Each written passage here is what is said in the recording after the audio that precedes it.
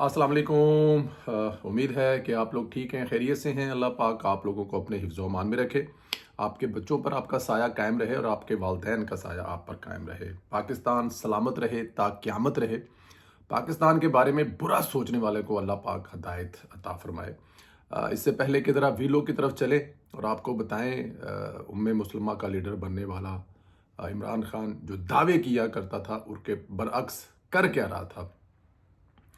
लेकिन आपसे गुजारिश है कि चैनल ज़रूर सब्सक्राइब करें, बेल आइकन को प्रेस करें, ज़्यादा से ज़्यादा व्हाट्सएप ग्रुपों में इसको शेयर करें, जो राय मांगी जाए उसका इजहार ज़रूर किया करें। दोस्तों, इतवार छुट्टी का दिन है, बट ये खबर देना चाहता हूँ कि जो इमरान खान की मुनाफकत पर मबनी है, वो आप सबको कहता रहा कि मैं इसराइल के ख़िलाफ़ हूँ और अंदर से इसराइल के लिए लॉबिंग करता रहा, कहता रहा कि मैं मुस्लिम उम्मा का लीडर हूँ। बल्कि अब भी उसके जो फॉलोअर्स हैं, जो उसके कल्ट हैं, वो अब भी यही कहते हैं कि मुस्लिम उम्मा का लीडर है इमरान खान। पाकिस्तान का नहीं, यूथियों का नहीं, यूथियों का भी नहीं, पाकिस्तानियों का भी नहीं, बल्कि मुस्लिम उम्मा जिसमें 60-70 मुसलमान मुल्क आते हैं, उनका लीडर बनने का दावा करने वाला अंदर से इसराइल के लिए नरम रवैया पैदा करने की कोशिश करता रहा और कहता रहा कि हम इसको एक्सेप्ट करेंगे। मुझे हकीम सईद और डॉक्टर इसरार साहब बड़ी शिद्दत से याद आ रहे हैं, जो बताकर गए थे कि ये यहूदियों का प्रोजेक्ट है, इससे बच कर रहें, लेकिन हमने इस पर गौर नहीं किया। अल्लाह उनके अगले सफ़र आसान फरमाए और हमें माफ़ फरमाए जो उनकी उस वक़्त बात हमने नहीं सुनी। इसराइल के दूसरे अखबार ने भी इंकशाफ किया है कि इमरान खान इसराइल का हमायती है। आर्टिकल में लिखा गया है कि साबिक वज़ीर-ए-आज़म इमरान खान इसराइल मुखालिफ बयान देने के बावजूद इसराइल से बेहतर तलकात के इशारे देते रहे।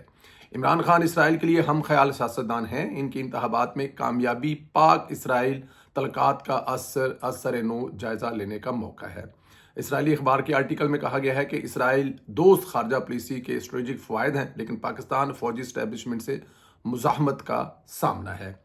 फौजी इस्टेब्लिशमेंट ने तवील अरसा इसराइल के साथ तलकात को ममूल आने से रोका, इसलिए इसराइल से तलकात के लिए पाकिस्तान की मौजूदा सियासी क़यादत को बदलना होगा। पाकिस्तान की मौजूदा सियासी क़यादत को बदलना होगा, किस लिए?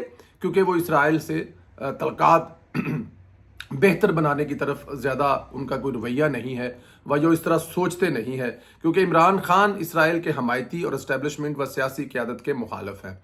अब यहाँ पे इसराइल साहब इससे दो फ़ायदे लेना चाहते हैं, क्योंकि इसराइल को लगता है कि मौजूदा हुकूमत और पाकिस्तानी इस्टेब्लिशमेंट जो है वो इसराइल के साथ बैठने को तैयार नहीं है और उनको एक्सेप्ट करने को तैयार नहीं है, और ये दोनों ही इसराइल को सूट नहीं करते।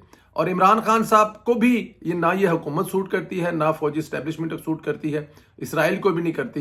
तो इमरान खान इसराइल का खुद बहुत जो है वो पार्टनर कह सकते हैं कि बन गया, और वो इसलिए इमरान खान के बारे में नरम रवैया रखते हैं और साथ में ये भी बताते हैं कि इमरान खान साहब भी उनके साथ कंफर्टेबल फील करते हैं और इसराइल के साथ चलना चाहते हैं। तो दोनों हुकूमत और इस्टेब्लिशमेंट एक तरफ, इसराइल और इमरान खान एक तरफ। अब ये इनका मैच है, देखते हैं कौन जीता है। आर्टिकल के मुताबिक इसराइल से ताल्लुकात में इमरान खान का किरदार कलीदी होगा, क्योंकि वो अवामी राय और फौजी पॉलिसी तब्दील करने का इरादा कर सकते हैं, किरदार अदा कर सकते हैं।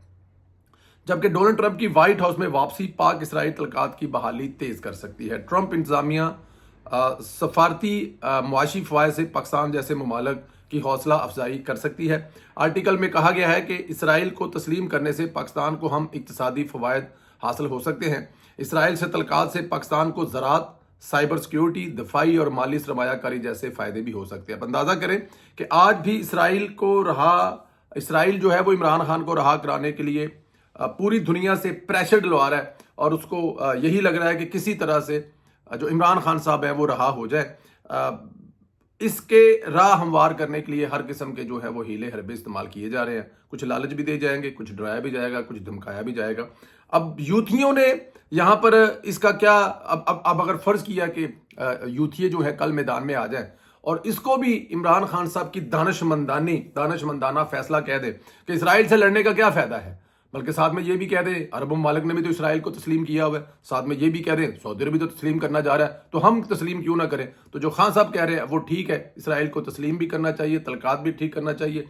वो गजा में जो कर रहा है, वो मुसलमानों के खिलाफ जो कर रहा है, वो जो जुल्म सितम कर रहा है, उसको करते रहना चाहिए। कल को आपका कोका कोला भी हलाल हो जाएगा पाकिस्तान में, आपका मैकडोनल्ड भी हलाल हो जाएगा, KFC भी हलाल हो जाएगा, क्योंकि उम्मे मुसलमा के लीडर ने ये सब कुछ क्लियर कर दिया कि चलने दें, भी बिल्कुल ठीक है, क्योंकि ये इमरान खान साहब का ही ख्याल है।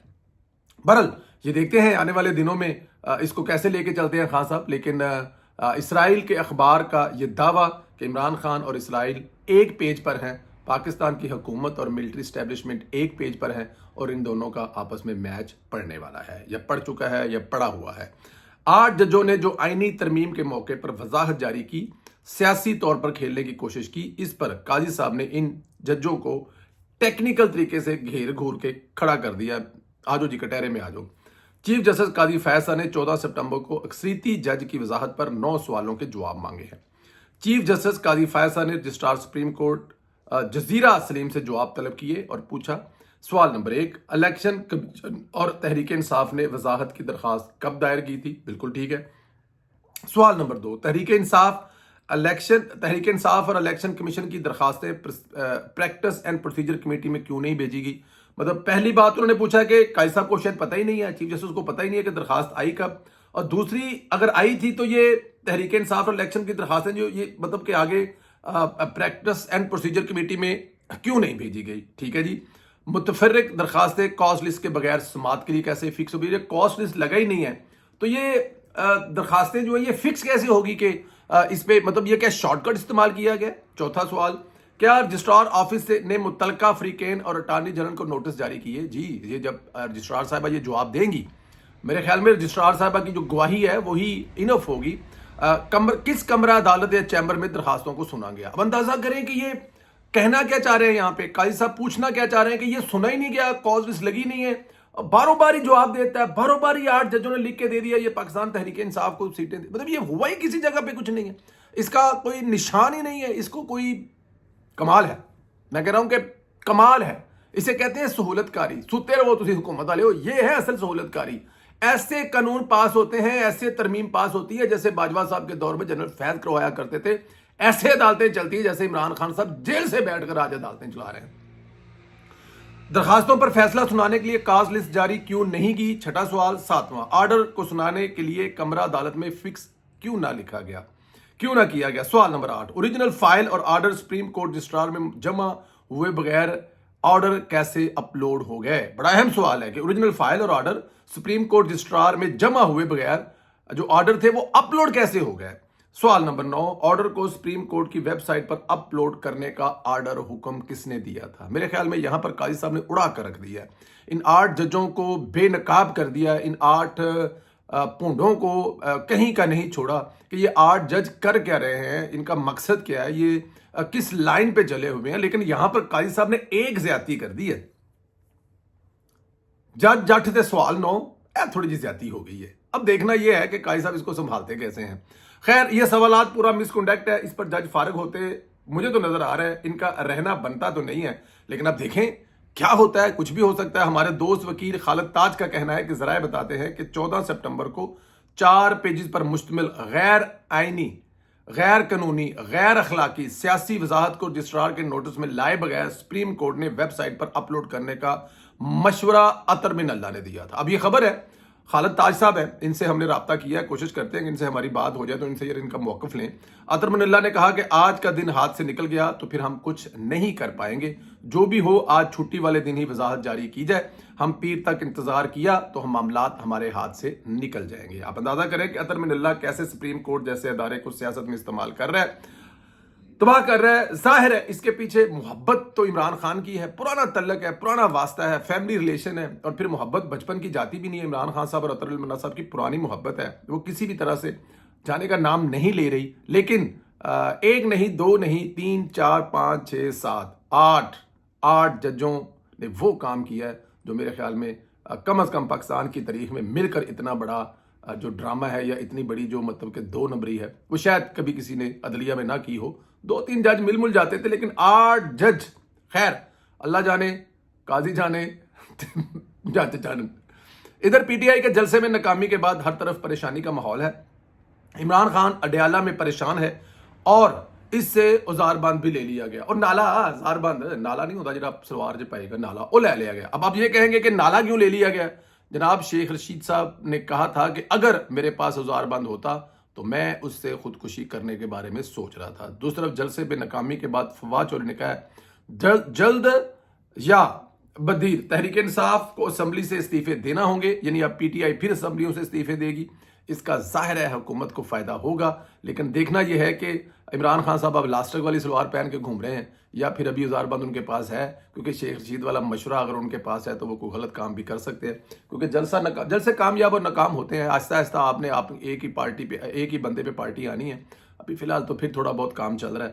اور دوسری طرف اگر چودھری صاحب کے اس مشورے پر عمل کر لیا جائے کہ تحریک انصاف جو ہے وہ استعفے دے اسمبلیوں سے، تو پھر میرے خیال میں حکومت کا ہی فائدہ ہوگا۔ اب دیکھنا یہ ہے کہ یہ کام ہوتا ہے کہ نہیں ہوتا۔ قاضی صاحب کے 9 سوالوں پر آپ کی کیا رائے ہے؟ کیونکہ قاضی صاحب نے جو 9 سوال پوچھے ہیں وہ ویلڈ ہیں، قاضی صاحب کے بنتے تھے پوچھنے۔ اور اس کے علاوہ آپ یہ دیں کہ یہ خان صاحب جو ہیں مسلمہ کے لیڈر کا ڈرامہ کرنے کے بعد ساتھ ساتھ جو یہودیوں کے ساتھ، اسرائیل کے ساتھ، اپنے سسرالیوں کے ساتھ مل کر گیم ڈال رہے ہیں، ذہن سازی کر رہے ہیں کہ پاکستان تو انو ایکسیپٹ کر لے گا، اس کے بارے میں آپ کی رائے کیا ہے؟ رائے کا اظہار ضرور کریں، چینل کو سبسکرائب کریں، بیل آئیکن کو پریس کریں اور زیادہ سے زیادہ واٹس ایپ گروپوں میں شیئر کریں۔ انشاءاللہ اگلے ویلاگ میں آپ سے پھر ملاقات ہوگی۔ بہت شکریہ، خدا حافظ۔